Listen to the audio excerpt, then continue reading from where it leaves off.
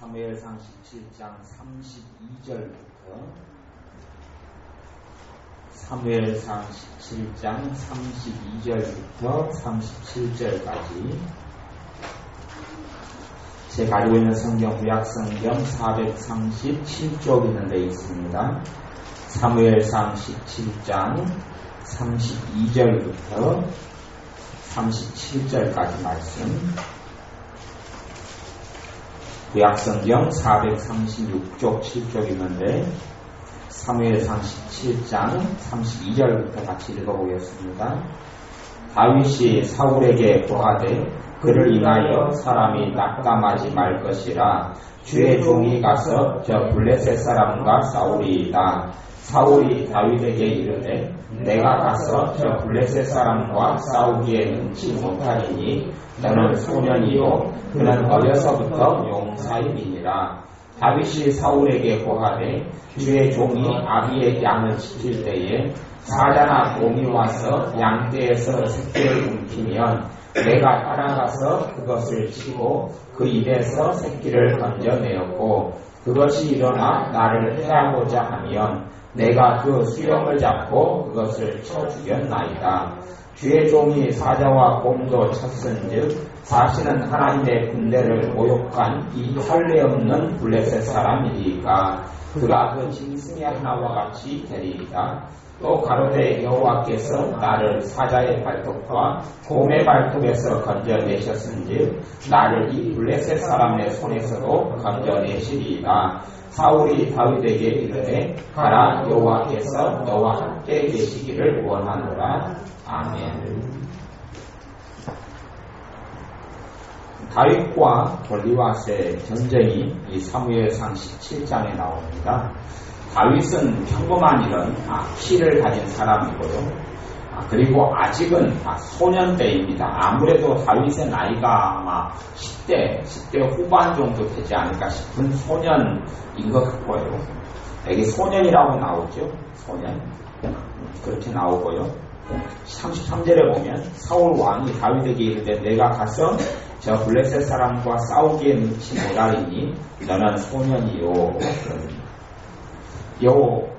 다윗이 아버지의 심부름으로 전쟁터에 있는 형들을 만나러 갑니다. 형들의 안부를 물어보고 또 형들에게 이런 음식 같은 걸 좀 전달해 달라고 아버지의 심부름을 하면서 형들에게 갑니다. 형들이 이때의 군인들이었고 그리고 이스라엘과 블레셋이라는 나라가 전쟁 중에 있었습니다.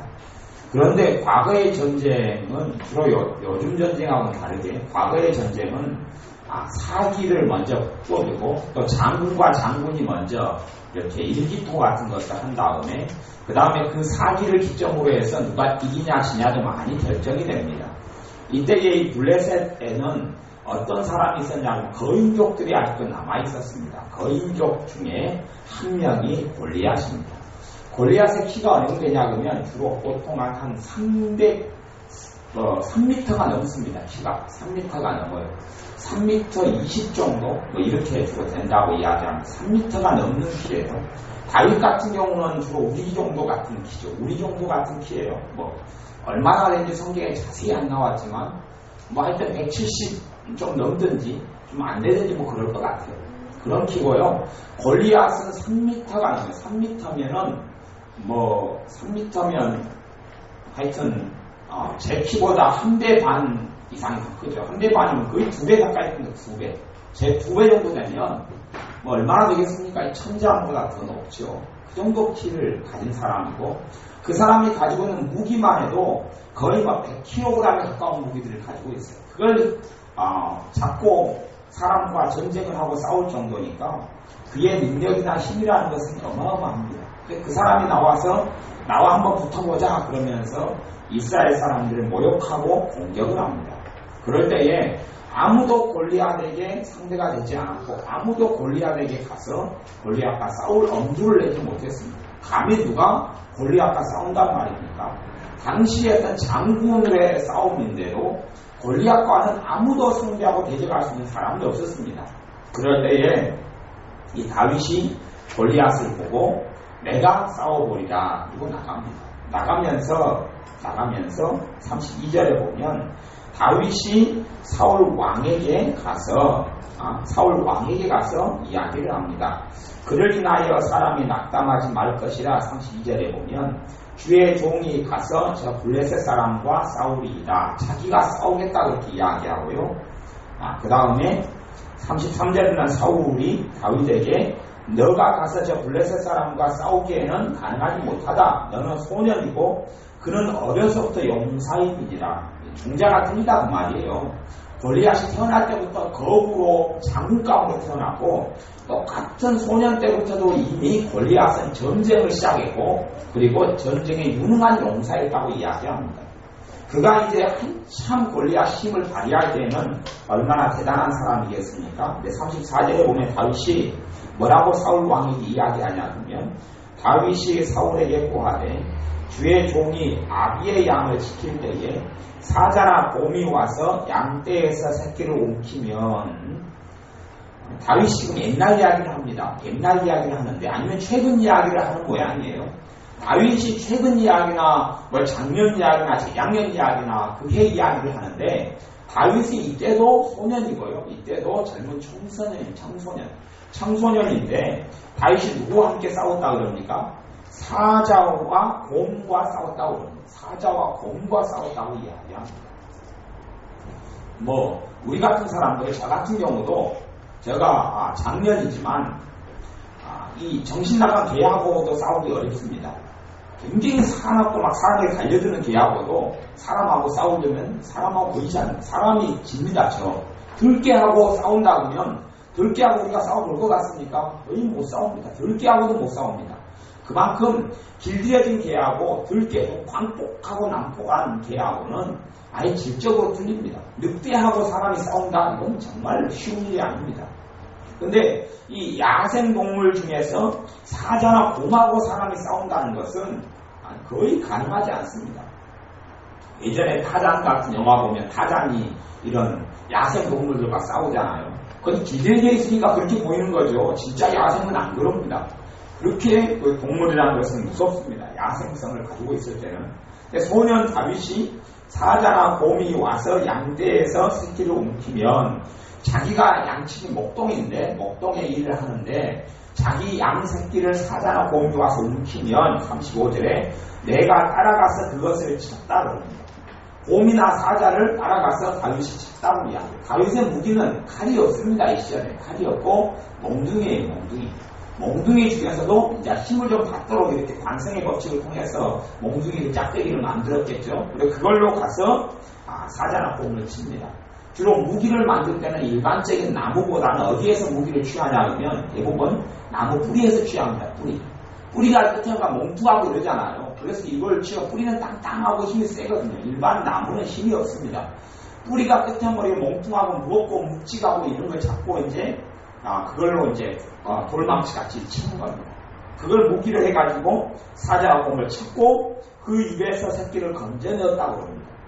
그리고 그것이 일어나 나를 해하고자 하면 사자나 곰이 자기가 먹을 식사거리를 빼앗기면 가만히 있지 않지요. 만만하게 보이니까요. 다윗을 해하려고 하면 내가 그 수염을 잡고 그것을 쳐 죽였었나이다. 사자나 곰의 수염은 털이죠. 털을 잡고 꼼짝을 못하게 한 다음에 쳐 죽이는데 그게 가능합니까? 이 불가능한 일을 행했던 겁니다. 이것은 이 불가능한 일은 다윗이 하나님의 능력이 임해서 가능했던 일입니다. 그래서 너희에게 성령이 임하신 너희가 권능을 받는다 그럽니다. 과거에는 전쟁의 시절이었기 때문에 어떠한 능력이 임합니까? 전쟁할 능력이 임합니다. 구약시대의 상황과 요즘의 현대의 상황은 틀립니다. 법이 틀리고요. 그다음 나라의 제도가 틀리고 문화가 틀리고 관습이 틀립니다. 과거에 하나님의 백성이 전쟁 없이 살 수 있습니까? 없습니다. 주변 나라 모압, 암몬, 아시리아, 바벨론, 또 블레셋 무수히 많은 나라들이 이스라엘 백성을 둘러싸고 있습니다. 그렇기 때문에 여기서 전쟁이라는 게 평생에 피해갈 수 없는 과제물입니다. 하나님의 사람들에게 하나님의 능력이 임하면 사람을 전쟁을 수용할 능력이 임해서 사람을 쳐 죽이는 그런 능력이 임하게 되는 겁니다. 사사기에도 수없이 많은 사사들이 일어나서 사람들을 죽였습니다. 전쟁터기 때문에 그래요. 그런 하나님의 능력이 임합니다. 그러므로 시편에서도 시편의 기자들은 그렇게 이야기해요. 하나님의 손이 내 팔을 가리켜서 나로 잘 싸우게 하시로다. 이런 구절들을 내게 있는 재능을 넘어서서 하나님의 능력이 임하는 겁니다. 과거에는 전쟁의 능력으로, 요즘에는 이제 전쟁의 능력으로 임하는 경우가 좀 드물 것 같아요. 전쟁을 수행하는 장군들이나 전략을 짜는 사람들에게는 전략 전술로 하나님께서 지혜를 주실 수는 있어도요. 아니면 무기를 만드는 데 지혜를 주시고 그렇게는 하시겠죠. 다윗에게 하나님께서 이러한 전쟁을 수행하고 싸울 수 있는 신체적인 능력을 주셨다는 이야기예요. 엘리야 같은 경우도 과거에 비가 왔을 때 아하방이 달렸던 전차보다 엘리야가 더 빨리 달렸다고 합니다. 그것도 비 오는 날 진흙탕 길에서 이 전차보다 더 빨리 달렸던 사람이 엘리야입니다. 그러니 이게 하나님의 능력이 임하는 거죠. 삼손 같은 경우도 하나님의 능력이 임하여서 무수히 많은 적들을 나귀 턱뼈 하나로 다 죽입니다. 500명 이렇게 쳐 죽이는 것이 일도 아닐 정도로 아무리 전쟁을 잘하고 싸움을 잘하더라도 10대1로 싸우면 안 됩니다. 10대1로 싸우는 것은 못 이깁니다. 굉장히 싸움 잘했다면 5대1이면 많이 버티는 겁니다. 5대1이면 많이 버티는 거예요. 집사님 몇 대 몇까지 한번 싸워보셨습니까? 그 싸움 보면 전집사님 마시거든요. 5대1 정도 싸워보셨습니까? 그게 안 돼. 3대1 그래도 한번 해볼 만하시죠. 3대1까지는 해볼 네, 3대1까지 해볼 만하시다. 저는 1대1에도 저는 1대1 정도 없는데 주사님은 3대1까지 해볼 만하시다. 이게 싸움을 하시는 이게 능력이 있으니까 그렇습니다. 정말 잘 싸워도 5대1 싸우면 이게 잘 못 해봅니다. 10대1건 못 해보는데 500명을 놓고 삼손 턱뼈 하나 가져가서 쳐 죽입니다. 이게 가능합니까? 천하무적 외인 무대보다 더 세죠. 어디 요즘 영화에 보면 삼손 남보보다 더 센 사람들이 이런 사람들입니다. 삼손 남보는 무기 가지고 싸우잖아. 이 사람들은 아무 무기가 없이 턱뼈 하나 들고 짝대기 하나 들고 가는데 이것이 이제 다윗이 경험했던 겁니다. 곰이나 사자를 때리잡아 죽였던 것을 다윗이 경험했던 겁니다. 하나님의 능력을 통해서 이 경험을 했습니다. 그리고 골리앗을 볼 때에 덜 무서워했던 겁니다. 이런 체험과 이런 체험이 없었으면 감히 다윗은 그러한 골리앗을 보면서 내가 한바탕 싸워서 내가 이길 수 있을 것이다 라는 믿음이 올 수가 없습니다. 믿음이 올 수가 없어요. 이것이 이제 다윗의 경험인데요. 예수를 믿는 사람들은 경험이 잘 해석이 돼야 됩니다. 경험이 잘 해석이 돼야 돼요. 경험이 우리에게 체험들이 도움이 될 때도 있고 체험이 나를 넘어뜨릴 때도 있습니다. 체험이라는 것은 굉장히 중요한 것인데 체험을 내가 잘못 해석할 수도 있고 잘못된 체험을 할 수도 있고 정말 좋은 체험을 할 수도 있어요. 좋은 체험은 나로 하여금 더 많은 믿음이 오게 합니다. 근데 잘못된 체험은 나를 넘어뜨리게 되고 곡해하게 만들고 성경을 오해하게 만들고 하나님을 오해하게 만듭니다. 우리는 누구든지 간에 체험하는 속에서 삽니다. 내가 실제적으로 살아가는 삶의 세계가 체험의 세계라고 부릅니다. 밥을 먹는 것도 맛을 보는 것도 체험하는 거죠. 체험하는 거예요. 체험. 오늘 은혜가 밥을 먹으면서 계란 노른자를 빼놓고 먹더라고요. 그러면서 은혜가 뭐라고 이야기하냐면 이게 뿅아리다 그러는 거예요. 아마도 노른자가 은혜 눈에는 뭘로 보였을 수 있어요? 뿅아리. 그러니까 흰자는 잘 먹는데 뭐는 몰라한 거예요? 노른자는 못 먹겠는 거예요. 그래서 저한테 슬그면 이렇게 넘겨놓더라고요. 넘겨놔. 자기 눈에는 뿅아리 노른자가 뭘로 보여요? 이게 계란 노른자가 뿅아리로 보일 수 있어요. 그러니까 노른자는 겁나거든요. 이게 뿅아리인데 이게 그냥 무섭다. 먹을 때 뿅아리를 씹는 맛이 느껴질 수도 있죠. 그것이 누구의 체험이에요? 은혜의 체험이죠. 나이가 더 들어가도 은혜는 노른자를 거부할 수도 있고 이것을 이겨내고 노른자를 순수하게 노른자를 먹을 수도 있을 거예요.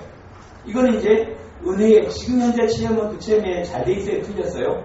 틀렸죠? 틀렸어요. 마찬가지로 우리는 음식에 대해서도 잘못된 해석과 잘못된 생각을 얼마든지 많이 가질 수 있습니다. 아이들이 잘못된 생각과 체험이 있기 때문에 편식을 하게 되는 거예요. 콩도 우리가 어릴 때 되면 정말 콩은 밥에 콩이 들어가면 맛이 얼마나 좋습니까? 콩밥이. 밥이 너무 맛없습니까? 어른들은 콩밥을 제일 좋아합니다. 콩밥을. 요즘 아이들은 콩에 대해서 잘못된 곡해와 해석이 있거든요. 그러니 밥을 먹을 때 되면 주로 콩은 다 곤란해져. 왜냐하면 이게 잘못된 체험이니까. 그러면서 아이들이 콩밥을 하루에 한 번씩 만난다 보면 아이들의 삶에는 행복하겠습니까? 불행하겠습니까? 불행해지죠. 하루에 3끼니 중에 한 끼니를 콩밥을 준다 그러면 아이들은 콩이 힘드니까 콩을 맨날 골라낼 거죠. 그러면서 아이들은 부정적인 경험들이 쌓여갑니다. 아니면 새끼니 다 콩밥을 해주면 아이들은 밥 먹는 시간을 괴로워하기 시작할 거예요. 너무 괴롭다. 근데 어른들은 콩밥을 좋아하는 사람이 새끼니 다 콩밥을 해주면 야, 내 아내가 나를 사랑하는 모양이다. 생각 그렇게 하는 거죠. 그러면서 밥 먹는 시간이 행복해질 거 아닙니까? 멸치를 싫어하는 사람에게 멸치에 대한 고정관념이 있는 거죠. 그런 사람이 멸치를 계속 해주면 밥 먹는 시간이 지옥 같을 것이고, 멸치 좋아하는 사람이 맨날 멸치 해주면 야, 너무 밥 먹는 시간 기다려진다 그럴 거 아니에요. 마찬가지로 그 멸치라든지 계란 노른자라든지 이런 문제가 없어요. 아무 문제가 없는, 콩도 문제가 없는 거예요. 문제는 어디서 있냐면 내가 그거에 대해서 어떻게 생각하느냐, 어떻게 경험하느냐, 어떻게 느끼느냐 하는 거예요. 어떻게 느끼고 어떻게 생각하고 어떻게 경험하느냐 그러는 거예요. 우리의 삶 속에서는요, 이런 경험들이 다 그 경험으로 내 삶이 이루어져 있어요. 경험으로 이루어져 있어요. 인생에 내가 나름대로 실패했던 경험이 많은 사람은 새로운 일을 벌일 때도 그렇게 생각합니다. 과거에 내가 다 실패해 왔는데 이번이라고 잘 된다는 보장을 못하겠다. 보장을 못하겠다. 그리고 한 다음에 하나님께 이번에 꼭 도와달라고 기도합니다. 도와달라고 믿는 사람은 기도하지만 마음속에서는 믿음이 있어요, 없어요? 없어요. 믿음이 없어요. 믿음이 없어요. 하나님께서 어떤 기도에 응답해 줍니까? 믿음의 기도에 응답해 줍니다. 믿음의 기도에 응답해 주는데 믿음이 없어요. 믿음이 없으면서 기도해요. 응답을 거의 받지 못합니다. 하나님께서 피할 길을 주실지 몰라도 하나님의 축복은 누리지는 못합니다. 누리지는 못해요. 믿음이 없기 때문에. 자기의 그 경험, 실패했던 경험이 사실은 그것이 하나님이 줬던 실패도 아니고 뭔가가 그 경험이 실패했던 경험의 해석이 잘못되어 있는 거예요. 어딘가가 그것을 다시 봐야 돼요. 다시 그것을 봐야 되는데 우리는 내 경험을 믿어버려요. 사실은 경험을 믿는 게 아니고요. 자기가 그 경험을 겪었던 거에 대해서 사람은 누구나 해석을 합니다. 해석을 해요. 거기에 토를 답니다. 토를 달아요. 똑같은 사건을 우리 전부가 동시에 다 겪을 수 있습니다. 똑같은 사건을 우리가 다 한꺼번에 다 겪어요. 다 겪어요. 같은 일을 우리가 경험을 해요. 그리고 10분 지난 다음에 그 사건에 대해서 우리가 다 이야기를 하지, 이야기가 다 같겠습니까? 다 틀리겠습니까? 다 틀립니다. 다 틀려요. 이상하죠? 왜 똑같은 것을 겪고 그 다음에 10분 뒤에 그것을 이야기하고 하루 지난 다음에 우리가 그것을 따로 이야기하는데 이야기가 다 들리는 거예요. 이상한 일이잖아. 똑같은 걸 보았고 똑같은 말을 귀에 들었어요. 똑같은 걸 겪었어요. 근데 이야기가 다 틀려요. 그러면 분명히 이야기가 다 틀리다는 이야기는 누군가는 제대로 그 사건을 보고 있을 것이고 그럼 제대로 된 경험을 했다는 이야기예요. 그걸 겪었는데 그 경험이 내게 제대로 된 경험이냐 그렇지 않느냐는 바르게 봤느냐 바르게 보지 않았느냐예요. 바르게 봤느냐 바르게 보지 않았느냐 그런 거예요. 어제 그 부부간의 대화 이야기를 제가 잠깐 하면서 아내가 그렇게 집에 남편이 들어올 때 이야기해요. 아이고 내가 오늘 아프다고 몸이 아프다고 이야기해요. 몸이 아프다고 이야기하면 남편에게는 위로받고 싶어서 아내는 이야기한 거예요. 나 아파 허리가 아파 뭐 허리 좀 두드려달라 그 말이죠. 이제 허리를 두드려달라. 당신 고생했어. 이 말을 듣고 싶은데 남편은 거기에서 아내가 내 몸이 아파 그러면 주로 남편이 보이는 반응이 어떤 반응을 보입니까? 성질을 내요. 성질. 주로 성질 안 내는 남편은 굉장히 성격이 좋은 사람이고 성질 내는 사람이 주로 절반 이상이에요. 당신이 뭐 한 게 있다고 아프냐? 아니 별로 아픈 것도 아니면서 왜 엄살을 부리느냐? 뭐 등등 이야기를 많이 해요. 왜 그러냐 그러면 이 남편의 마음속에 아내를 행복해 해줘야 된다는 책임감이 있는데 아내가 아프다 그러니까 자기 마음이 내 책임으로 느껴지는데 그걸 미안하단 말을 표현하지 못하고 없은 일로 무효화시키려고 해요. 왜냐하면 자존심 때문에 깊이 들어가면 자존심이 있으니까 아프지 않은 걸로 남편은 생각해버리려고 해요. 그리고 내가 너 행복 불행하게 만든 거 아니다. 그런 식으로 말하려고 해요. 똑같은 경험이 있는데 그것을 남자 입장에서 해석을 다르게 한단 말이에요. 다르게 하고 아내도 다르게 해요. 문제는 이것들이 우리의 삶에 많이 작용하고 존재하는 거예요. 무엇을 보든지 간에 우리의 해석이 틀립니다. 무엇을 보든지 해석을 줘요. 오후에 손재현 용사님이 우유하고 치즈하고 그 다음에 식빵하고 계란을 사다가 토스트를 해주고 막 계란을 해가지고 했어요. 아마 이제 우리 우리 은혜는 진짜 맛있게 잘 먹었어요.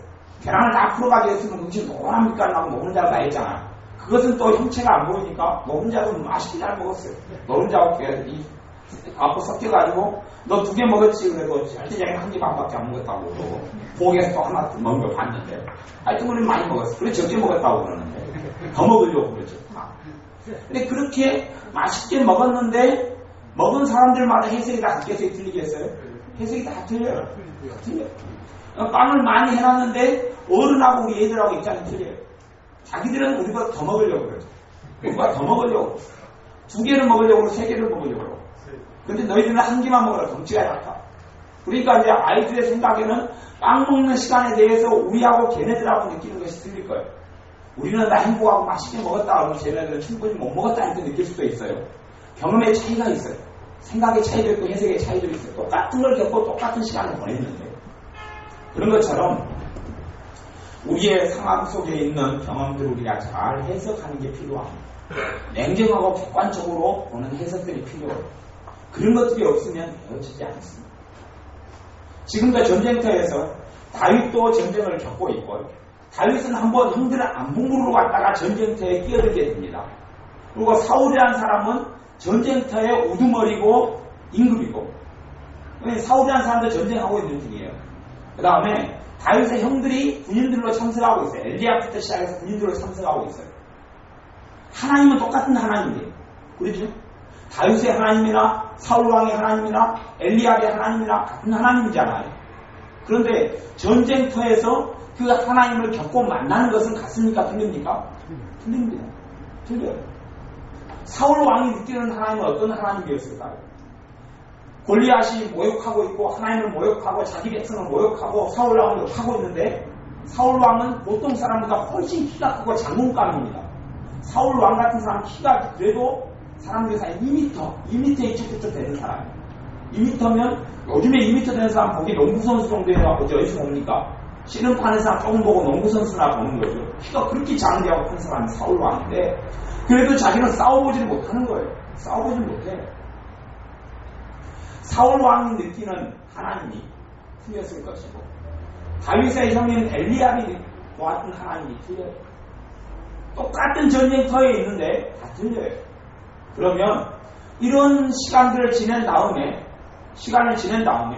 이 전쟁터에서 찍소리도 못하고 조용하고 수치스러워하고 두려움에 떨고 죽을까봐 두려움에 떠는 다윗의 형인 엘리압이 있다. 엘리압이 느끼는 하나님이 앞으로 어떻게 될 것인가 하는 거예요. 엘리압의 신앙생활과 인생이 어떻게 될 것인가 하는 거예요. 하나님에 대해서 어떤 관점을 가지게 될 것인가 하는 거예요. 똑같은 걸 겪는데 사울왕은 하나님에 대해서 어떻게 생각하고 있을까 하는 거예요. 사울왕이 느끼고 생각하는 하나님은 어떤 분일까? 왜냐하면 골리앗이 하나님을 모욕하고 골리앗이 이스라엘 백성 하나님 백성을 모욕하고 자기를 죽이려 하는데도 찍소리 냅니까 못합니까? 찍소리도 못 내요 왕이. 그리고 조용히 죽치고 있는 거예요. 괜히 전쟁 벌렸다가 싹 죽게 되는 일이 벌어지니까. 이 사람은 아무런 기대감이 없어요. 어떻게 할지를 모르는 거예요. 다윗이 보는 하나님은 또 틀려요. 다윗은 소년이었을 때 여기 왔다가 골리앗을 보는 순간에 내가 가서 한번 붙어버리라고 그러는 거예요. 왜냐하면 다윗에게는 경험이 바르고 좋은 경험이 있었기 때문에 그렇습니다. 바르고 좋은 경험이 있었어요. 우리의 경험이 우리의 삶을 새롭게 해석하게 만듭니다. 내 과거의 경험이 앞으로도 내 믿음을 자주 유지하게 합니다. 내가 살아오면서 기도응답을 제대로 못 받았어요. 기도응답을 못 받은 것은 누구 책임이었는데요? 내 책임이었어요. 내가 지금 뭔가가 기도를 잘못했거나 아니면 기도 제목을 정확하게 다르게 기도했거나 정확한 기도 제목이 없는 것이 가장 문제이기도 하고 그 다음에 하나님의 능력으로 응답이 되는 게 아니라 내 기도에 열심으로 응답되려고 하는 착각도 있었을 수 있고 그래서 기도에 대해서 제가 많이 말씀을 나누었던 거예요. 그 다음에 귀신들이 공격하고 역사하는데 그것을 하나님의 어떤 하는 걸로 착각하고 오해하고 받아들이는 것도 있고 그래서 대제 기도를 생활의 부분마다 삶마다 다 해보라고 했던 거예요. 그렇게 해야지만 귀신들의 역사는 드러나기 때문에 그렇습니다. 그러면서 내가 바르게 해석하고 있느냐, 바르게 내가 경험하고 있느냐, 바르게 내가 생각하고 있느냐, 바르게 내가 느끼고 있느냐, 바르게 내가 마음먹고 있느냐, 그것들을 살펴보아야 합니다. 우리의 삶과 인생에 그것들에 대한 재해석과 재조명이 꼭 필요해요. 하나님의 말씀이 들려오고 말씀을 들을 때에 그런 부분들이 건드려져야 합니다. 건드려져야 돼요. 그래서 과거에 상처를 많이 받아온 사람은 앞으로 살아갈 때도 뭐 안 받으려고 살려고 노력합니까? 상처 안 받고 살려고 노력해요. 하나님의 자녀는 상처 안 받고 살아가려고 노력하는 사람이 하나님의 자녀가 아닙니다. 하나님의 자녀는 상처를 안 받고 살려고 노력하는 문제가 아니라 어떻게 하면 하나님을 더 기쁘시게 하고 어떻게 하면 하나님의 자녀가 누리는 축복을 더 누리고 살고 하나님을 더 영화롭게 하고 살고 내 삶 속에 하나님의 나라가 더 이루어져서 정말 내 삶이 천국으로 변화되는 것을 누리고 살아가고 내가 어떻게 예수님의 핏된 삶을 살고 예수님을 더 닮아가고 또 예수님을 더 사랑해가고 내가 사람들을 더 섬기고 사람들에게 예수님을 더 전하고 살고 예수님의 제자다운 삶을 살고 이런 것이 우리의 삶에 더 중요한데 상처 안 받으려고 쓰는 거예요. 아니면 과거에 실패했던 경험이 많은 사람은 현상 유지라도 하려고 애쓰는 사람도 있습니다. 현상 유지라도 해야지. 현상 유지라도 해야지. 어떤 화투를 치는 사람을 볼 때 어떤 사람은 그렇더라고요. 화투를 열심히 치고 있어요. 그래서 하기 얼굴 표정을 보니까 너무 화투를 치기 싫어요. 치기 싫어요. 근데 그 돈 내기거든요. 50원이니까 100원이니까 돈도 별로 안 큰 돈 가지고 하는데 그것도 미납돈이니까 돈 차이가 많이 없는데 그냥 화투를 치기 싫어요. 그래서 그 사람에게 화투 치료하기 싫으면 안 치면 되지 그러냐. 그랬더니 안 치면 여기서 왕따가 될지 모르겠고 그래서 쳐야 되고 그리고 치는데 그러면은 치면은 좀 돈을 딸 욕심이 있거나 뭐 그래야 되는데 무슨 마음으로 치느냐 했더니 돈만 안 꼴고 현상 유지만 하는 것이 내 화투 치는 목표다 그러는 거예요. 그 시간을 때우고 안 꼴기만 해도 좋겠다 그러는 거예요. 그 사람은 그것이 화투 치는 자세만이 아니라 아마도 그 사람이 인생을 사는 자세일 거예요.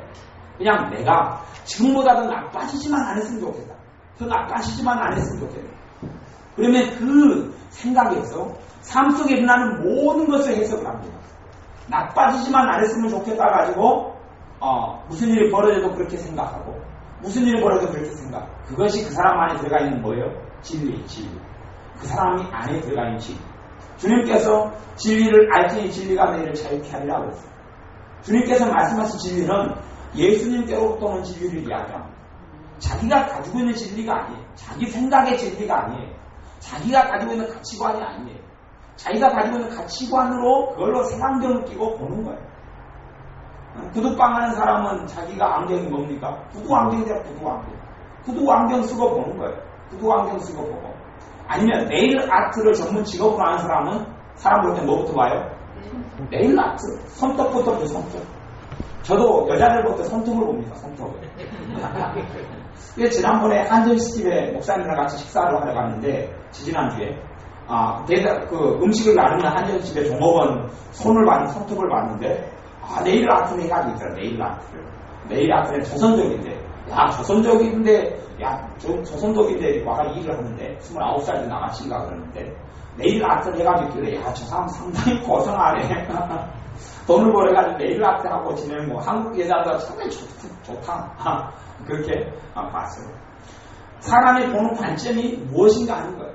뭘로 보느냐 하는 건데 우리 안에 들어가 있는 눈과 안경이 뭐냐 하는 거예요. 그런 면에서 다윗은 다른 경험이 가지고 있었어요. 하나님과 함께했던 경험으로 하나님께서 곰과 사자의 발톱에서도 자기를 건져내 주시는 다른 경험과 체험이 있었어요. 그리고 사자와 곰과의 싸움에서도 승리했던 경험과 체험이 있었어요. 그러니 골리앗과 거의 3m가 넘는 골리앗과의 싸움에도 이길 믿음이 생겨납니까? 안 생겨납니까? 생겨납니다. 여러분이 아주 어마어마한 큰 문제를 여러분의 믿음으로 이길 수 있을 거라고는 생각하지 마십시오.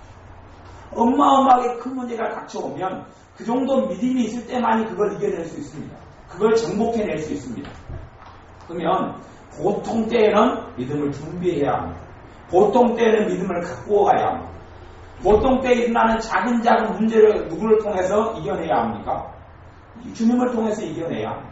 주님께 기도하면서 작은 문제들을 승리하고 이겨내야 합니다. 여러분의 믿음이 굉장히 좋다고 생각하실런지 몰라도요. 작은 문제를 여러분 믿음으로 기도의 능력으로 이겨내지 못하면 여러분의 믿음은 그 가짜 믿음입니다. 가짜 믿음이에요. 지푸라기 믿음이에요. 아무리 자기가 믿음이 좋고 신앙생활 잘하고 기도생활을 잘한다고 착각하는지 몰라도 그건 이론이고, 이론은 어디에서가 진짜입니까? 실전이 진짜죠. 실전이. 누가 말을 굉장히 잘해요. 우리가 그 말 잘하는 사람을 가리켜서 전문용어로 뭐라고 하는지 압니까? 이봉영 선생님이 쓰는 전문용어로 말은 양다무치게 잘한다. 말은 양다무치게 잘한다. 뭐 실제로 하면 해보세요. 뭐 음식에 대해서 말은 양다무치, 이건 짜고 맵고 싱겁고 찬소를 많이 해요. 이것은 파가 썰어졌는데 제대로 대각선으로 썰어져야 되는데 모양이 이쁘지 않고 지한테 하라 그러니까 해보세요. 못하면서 말은 양다무치게 잘해요. 마찬가지로 믿음도 허풍은 잘 떨 수 있는지 모르는데, 또 기도는 아주 많이 할 수도 있고 성경도 많이 안다고 생각할 수 있는데, 실제 삶에서 하나님의 도우심과 하나님의 능력을 체험할 수 있느냐 하는 게 진짜 믿음이에요. 실제의 삶 속에서 그것이 여러분들이 그러한 체험이 있어야 한다면 그것이 바른 체험이에요. 바른 체험이에요. 근데 내가 실제의 삶 가운데 주님의 능력과 주님의 은혜와 주님의 도우심을 통하여 실제 문제를 해결한 경험들이 없어요. 그러면 뭘로 살아왔다는 이야기입니까? 주님 없이 살아왔다는 이야기. 물론 내가 예수를 믿으니까 천국에는 가겠죠. 하는 이 땅에 살아갈 때는 내 힘과 내 허덕임과 내 외로움과 내 절망과 내 근심으로 살 수밖에 없어요. 그건 진짜 믿음이 아니에요. 성장하고 자라가는 믿음이 아니에요. 구원 얻는 믿음이 있을 줄 모르지만 삶 가운데 정말 기도의 믿음도 없고 하나님 함께 하신다는 믿음도 없고 하나님께서 나를 돌봐주신다는 믿음도 없고 예수님의 이름으로 귀신의 역사가 떠나간다는 믿음도 없고 믿음이 없는 거예요. 믿음이 역사를 이룹니다. 믿음을 통하여 하나님의 능력이 나타납니다. 실제의 체험이 없는 거예요. 나중에 그런 상황에서 큰 문제가 하나 터지면 감당합니까? 못합니까? 감당하지는 못해요. 이겨내지는 못합니다. 당연히 교회는 혼자 사는 게 아니기 때문에 다른 사람 위해서 기도해주고 도와주고 권면해주고 손을 잡아 일으켜주고 그래서 일어날 수 있습니다. 그래도 성장한 사람은 내가 두 발로 서고 다른 사람을 잡아 일으켜줘야죠. 시간이 지나가고 때가 지나가면 할수록. 그러니 여러분들의 삶 속에서 여러분의 믿음을 키워가셔야 합니다. 뭡니까? 그것은 다윗 같은 체험들이 필요해요. 다윗같이. 다윗이 맨 처음에 첫 항에 곰과 사자와 싸웠겠습니까? 곰과 사자와 아마 처음에는 안 싸웠을 겁니다. 맨 처음에 싸우면 늑대 정도겠죠. 늑대 정도. 그리고 하나님의 능력을 받아서 누구와 이깁니까? 늑대하고 이기는 거예요. 그리고 이제 최근 되니까 다윗이 고백하는 근처 골리앗과 싸우기 얼마 전에쯤 돼서 아무래도 곰과 사자하고 승리했던 일들이 있어요. 하나님의 능력을 통해서. 그러니 이제 누구하고 싸워도 겁나지 않습니까? 골리앗 3m가 넘는 골리앗과 싸워도 겁나지 않습니다. 다윗에게는 바른 체험을 통하여 믿음이 성장했고 자라왔기 때문에 그렇습니다. 여러분의 삶 가운데 걱정거리로 끝내지 말고 작은 일들을 기도를 통해서 주님이 도와주는 것을 체험하셔야 합니다. 그걸 체험하셔야 합니다. 당신이 하나님을 언제 만났느냐? 하나님을 만나는 것은 말씀을 통해서 만나고 그 다음 기도 응답을 통해서 만납니다. 내가 기도하고 구했더니 주님께서 내 기도에 이렇게 응답하셨습니다라고 해서 주님을 만나는 거예요. 그게 없어요. 기도 응답 받은 게 없어요. 그러면 사실은 안타까운 일이지만 나는 부정적인 체험들을 만들어가고 있는 겁니다. 기도 응답을 받고 주님을 만난 경험이 많으면 다른 체험과 경험을 해나가고 있는 건데 그렇지 않은 사람은 거꾸로 믿음을 깎아내고 있는 거예요. 깎아내고 있어요. 지식은 쌓아갈지 모르지만 믿음은 깎아내고 있어요. 그리고 어느 때 돼서 주님께서 내 믿음을 통해서 나를 사용하려고 하면 과연 쓰임받지 못합니다. 내 믿음이 아무것도 아니에요. 아무것도 아니에요. 작은 일을 이겨내지 못해요. 작은 일을 믿음으로 하나님의 도우심을 이겨내지 못해요. 그래서 그것을 전문용어로 이야기하면 뻥 믿음이다. 뻥 믿음. 아니 가라 믿음이다. 가라 믿음. 아십니까? 뻥 믿음. 겉으로는 굉장히 믿음이 좋은 것 같은데 뻥인 거예요. 뻥. 풀린 거예요. 풀린 거. 베이킹 파우더 넣어가지고 풀린 거예요. 풀린 거. 실제 상황이 되니까 아무것도 남는 게 없어요. 아무것도 남는 게 가라 믿음이에요. 가라 믿음. 진짜 믿음은 그래서 환난과 시험 가운데서 연단받는 겁니다. 그걸 통과하면서 그 사람 믿음이 참 믿음이라는 게 증명되고 능력 있는 믿음이 되는 겁니다. 여러분들에게 다윗과 같은 그러한 여러분의 삶에 오신 하나님의 능력을 가지시길 바랍니다. 그것이 임하셔야 돼요. 그래야지만이 승리할 수 있고 믿음이 자라갈 수 있습니다. 생활 가운데서 작은 일들마다 맡겨서 주님께 도우시는 걸 체험하십시오. 아니 작은 것 도우시는 주님을 못 만나는데 어떻게 큰 걸 도우시는 주님을 만난단 말입니까? 주님이 안 도우시는 게 아니고 큰 문제에 주님이 안 도우시는 게 아니고 도우시려면 여러분 안에 통로가 있어야 돼요. 여러분 집에 스톱파이프가 놓여야지 수돗물이 들어오는 겁니다. 스톱파이프가 안 놓였는데 어떻게 수돗물이 들어옵니까? 하나님께서 은혜의 물줄기를 주시더라도 여러분이 장만해야 될 것은 뭡니까? 스톱파이프는 여러분이 장만해. 그게 믿음이에요. 믿음. 믿음이 통로가 되어서 하나님의 은혜가 부어집니다. 작은 것도 주님이 역사하신다는 믿음이 없는데 어떻게 큰 것에 대한 믿음이 생겨나겠습니까? 여러분의 몸에가 작은 질병이 있으면 그걸 믿음으로 치료하시는 것을 체험하셔야 됩니다. 때로는 주님께서 병원에 가는 감동 오시면 병원에 가 치료하시고 그것도 주님이 치료하시는 것이고 때로는 주님께서 직접 치료하시는 자잘한 병들에 있어서 머리가 좀 아프다 기도해서 응답받으시고 또 기도하고 주님께서 은혜를 주시면 또 이봉교사님이나 또 전화 살기 같은 기도받고 또 치료도 받으시고 이런 작은 일에 이긴 사람만이 큰 병이 왔을 때에 주님께 치료해준다는 믿음이 생기죠. 작은 것도 주님이 치료한다는 믿음이 없는데 큰 병이 왔을 때 어떻게 치료의 믿음이 생기겠느냐 하는 겁니다. 작은 것도 주님을 의지하지 못해요. 돈 10만원짜리 문제가 생겼어요. 기도해서 10만원을 도와주는 주님을 못 만나는데 어떻게 1000만원 문제가 생겨서 도와주는 주님을 내가 신뢰하고 믿을 수 있단 말입니까? 안 돼요. 평안할 때 내 믿음을 갖고 나가야 합니다. 평안할 때 내 믿음을 잘하게 만들어야 돼요. 문제가 생겼을 때 내 믿음의 수준을 볼 수 있습니다. 잘못된 믿음. 믿음을 키워나가지 않으면 거꾸로 성경을 보고 성경을 잘못 보는 눈이 색안경들이 만들어지기 시작합니다.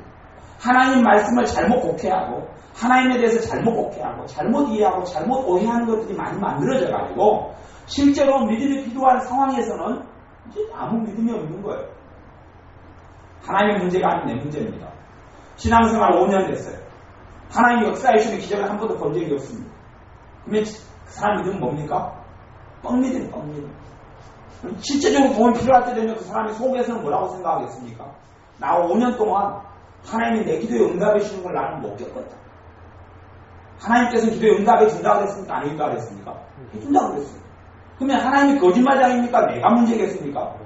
내가 거짓말장이죠. 내가 거짓말장인데 하나님이 거짓말장이죠. 내가 5년 동안 믿으면서 기도를 했는데 응답이 없었다고 하나님이 거짓말장인데 내가 거짓말장인데 하나님이 거짓말장이 일리는 없으니까 이제 내가 거짓말장인데 내가 거짓말장이면서 누구를 거짓말장이로 만듭니까? 하나님을 거짓말장이로 만들어요.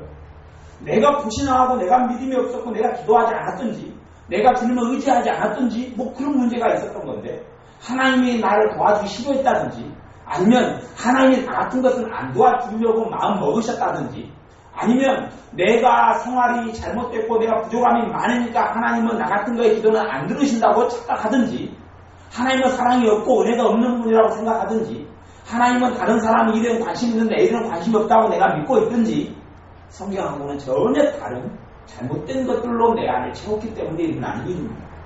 그럼 계속하게 그 사람이 5년 동안 신앙생활을 한다면 앞으로 5년을 더 믿을 때 좋은 결과물을 볼 수 있겠느냐 하는 겁니다. 그 5년 동안에 가지고 있으면 잘못된 믿음, 잘못된 가치가, 잘못된 경험, 그 사람 나름대로 그것도 경험이에요. 응답 못 받은 것도 경험 아닙니까? 하나님의 축복을 못 받은 것도 경험이에요. 그것도 경험이에요. 어떤 경험이요? 부정적인 경험. 부정적인 경험을 그래서 많이 한 사람들은 세상을 보는 눈이 항상 부정적입니다. 부정적이에요. 이번에 어쨌든 그 노무현 전 대통령 죽으면서 우상숭배에 참여한 사람이 있는 500만 명이 우상숭배에 참여했어요. 500만 명이 우상숭배에 참여하고 하여튼 NCC 권호성 목사 같은 사람은 나와가지고 그 사람을 하나님께서 천국으로 이끌어 주실 것이다 하고 불신자를 그따위 기도를 하고 하여튼 그 사람 이단이 안 된 건 그런 사람이 이단이에요. 그런 사람이. 근데 그런 사람을 교회 앞에 총무로 해가지고 그냥 활동만 하고 거기 회장은 김상환 목사님 회장인데 아주 그냥 별로 좋지 않아. 아주 좋지 않아. 이거 완전히 종교다운주의라고 모든 종교가 다 하나님께 가는 길이다. 이따위를 믿는 데가 NCC고 거기에 통합식 갈 때 거기 다 그런 건데 그런 더러운 이야기에서 뭐 하겠어요. 근데 이 목사님들부터 정신을 못 차리고 이상한 이야기를 하는 거예요. 그러면서 우상에게 절하고 마귀에게 절하고 귀신에게 절하고 500만 명 직접 가가지고 직접 간 사람은 200만 명이고 그러니 이게 얼마나 그냥 저주받을 일들이에요. 그 다음에 그 일을 통해서 그 노무현 전 대통령이 장례시키는 걸 보면서 뭐 80 먹은 할아버지는 놀래가지고 거기서 그냥 가슴에 애통해가지고 거기서 죽어버리고 별일이 다 벌어져요. 근데 왜 거기서 죽습니까? 그걸 보고 왜 자살하고? 당연히 그렇지요. 왜 그러냐면 자기가 과거에 했던 경험들이 어떤 경험들만 있어요. 부정적인 경험들만 많으니까 그걸 보면서 에이고 못 살겠다. 세상 못 살려면 세상 결론을 내리고 끊는 거예요. 목숨을. 아니면 거기에 충격을 받는 거예요. 전 세계는 사실은 놀랍니다. 전 세계 언론은 놀래요. 왜 놀래냐 하면 한국의 정신 나간 상황 때문에 놀래요. 한국의 정신 나간 상황. 중국에 있는 25년, 30년을 통치했고 중국을 개혁화시켰던 마오쩌둥이 죽은 다음에도 이런 일이 벌어지지 않았는데 저 인간들은 대만족, 저 민족은 대만족 어떤 민족이길래 저런 일을 벌이느냐 하는 거예요. 이게 한국 민족의 정서가 아주 정상적인 정서는 아니에요. 정상적인 정서는 아니에요. 이 노무현 정권 같은 경우는 심각한 문제가 뭐냐면 노무현 정권은 공산주의가 안에 깔려있어요. 좌익 공산주의에 깔려있는 정권이에요. 노무현 전 대통령의 사고방식도 공산주의에 깔려있어요. 공산주의에 깔려있어요. 공산주의에 깔려있기 때문에요. 그들이 부르는 노래 같은 경우도 세상에 완전 공평한 세상으로 만들리라는 거예요. 공평한 세상. 노동자나 누구나 공평한 세상. 공평한 세상에 전제는 깔려있는 게 뭐냐 하면 노력을 하든 안 하든 똑같은 세상을 보게 하겠다는 거예요. 그것이 그들의 사상이고 그들의 공산당 사상이에요. 이게 좌익 사상이에요. 그걸로 깔고 살아왔어요. 오랫동안. 근데 그 사상의 전면으로 대치되는 게 뭡니까? 기독교예요. 그래 노무현 정권 때는 어디를 제일 많이 공격을 했습니까? 교회를 제일 많이 공격했어요. 왜냐하면 그들은 공산당은 교회를 제일 많이 공격하거든요. 공산당이 들어와서 믿는 사람들을 제일 많이 죽이고 학살했어요. 그 정권이 노무현 정권이나 김대중 정권은 그 정권이에요. 사실은. 아내가 운동권 공산당이 밑에 깔려있는 정권이 운동권이거든요. 공산주의에 깔려있는 거예요. 그러니 그들의 때는 북한에 대해서 돈을 보내고 북한에 대해서 구호하고 북한에 대해서 핍박받는 사람들은 전혀 관심도 안 가지고 그때의 탈북자들은 갈 곳이 없었어요. 노무현 정권 때야. 김대중 정권 때는 아무 갈 곳이 없었어요. 왜냐하면 북한을 높여주고 섬겨주는데 그들을 도망쳐 나온 사람은 우리가 받아줄 리가 없잖아요. 비참한 일들이 생겨났던 거예요. 지금의 정권들이 다 바르게 가는 건 아닌데 이 공산당 정권을 옹호하는 오히려 독재 때는 교회를 욕을 하지 않아. 독재하고 교회하고 맞서지는 않았어요. 근데 공산당 정권이 깔려있는 데는 누구를 공격해요? 교회를 공격하는 적그리스도가 되는 거예요.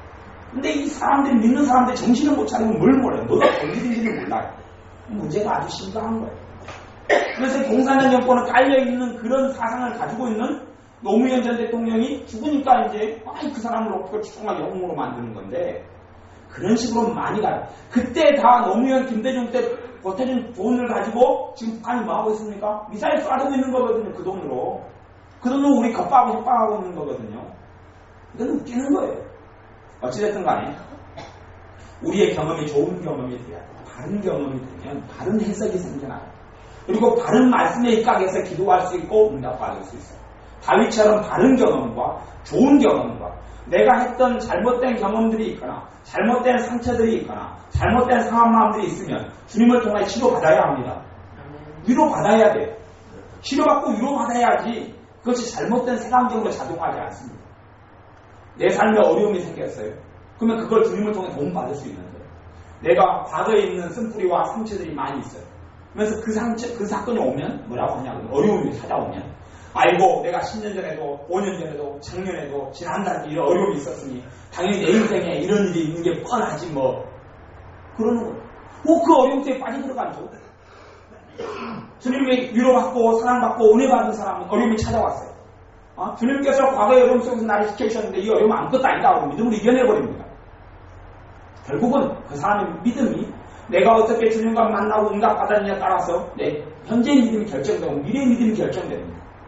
다윗과 같은 바른 경험들에 의해서 골리앗 같은 문제가 와도 이겨내는 이러한 하나님의 사람들이 되어야 되니까 기도하겠습니다. 아버지 하나님, 노무현 전 대통령의 죽음을 통하여서 이 한국 사회가 범하는 또 목회자들이나 믿는 하나님의 기독교인부터가 가서 우상에게 절을 하고 있으면서 그 경험들을 자랑하는 이러한 참담한 형식이오니 이러한 악한 죄들을 회개합니다. 용서하여 주옵소서. 이 민족을 불쌍히 여겨주시기를 원합니다.